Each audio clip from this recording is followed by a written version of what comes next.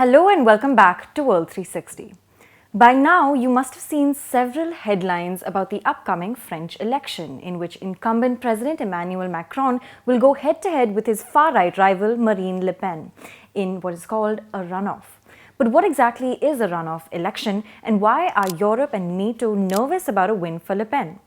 A runoff election is basically a two-round system. In basic terms, a runoff is an additional election that resolves an inconclusive one. In French elections, voters go to the polls, and if no candidate wins over 50% of the vote, a second round is organized. Only two candidates with the most votes in the first round qualify for the second round.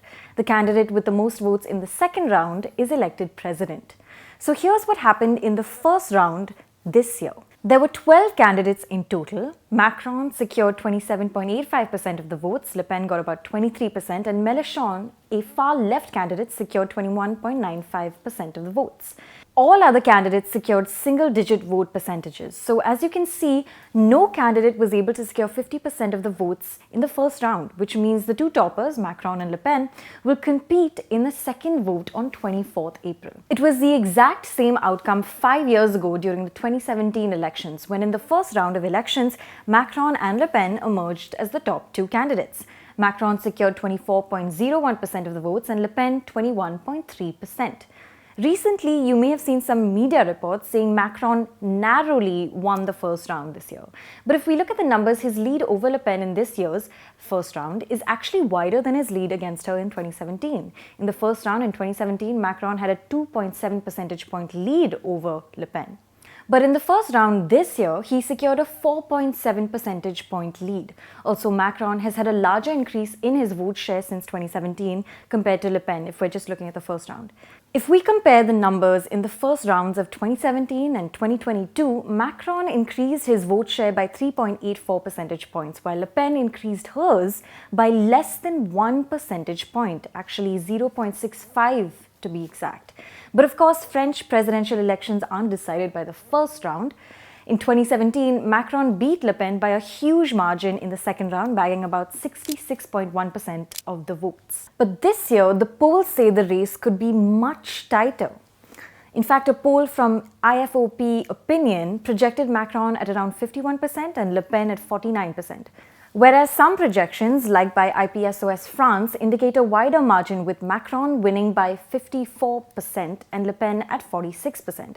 That's why, though we are seeing a repeat of 2017 with Macron and Le Pen head-to-head again, the stakes are much different. For starters, if the polls are any indication, it's going to be a far tighter contest. And as pointed out in a Guardian editorial, for the first time in 64 years, the French far-right has a genuine chance of winning the presidency. More so, a win for Le Pen could greatly affect European unity in the face of the current Ukraine war. Let's not forget that Le Pen is an old ally of Vladimir Putin. Not only has she accepted a €9 million Russian loan to finance her party, but she visited the Kremlin in 2017 and praised Putin's new vision of the world. This visit was in the run-up to the 2017 French presidential elections. Le Pen's party was also the only one in France to back Russia's annexation of Crimea in 2014.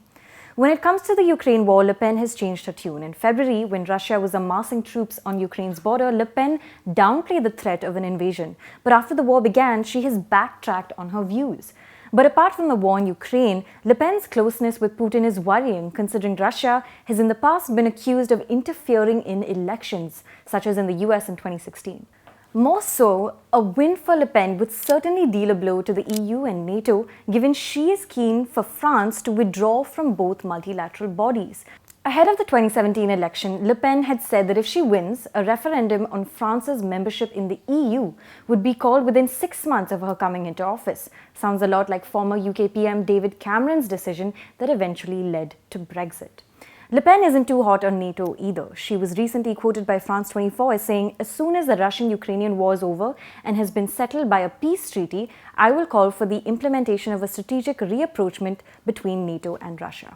In short, she would prefer if France is out of NATO's integrated command and is in favor of closer NATO-Russia links. A Le Pen win is worrying France's neighbors too. On Monday, Luxembourg Foreign Minister Jean Asselborn said the French must prevent it from happening. "I am very worried. I hope that we won't get Le Pen as French president," he said. It would not only be a break away from the core values of the EU, it would totally change its course. The French need to prevent this.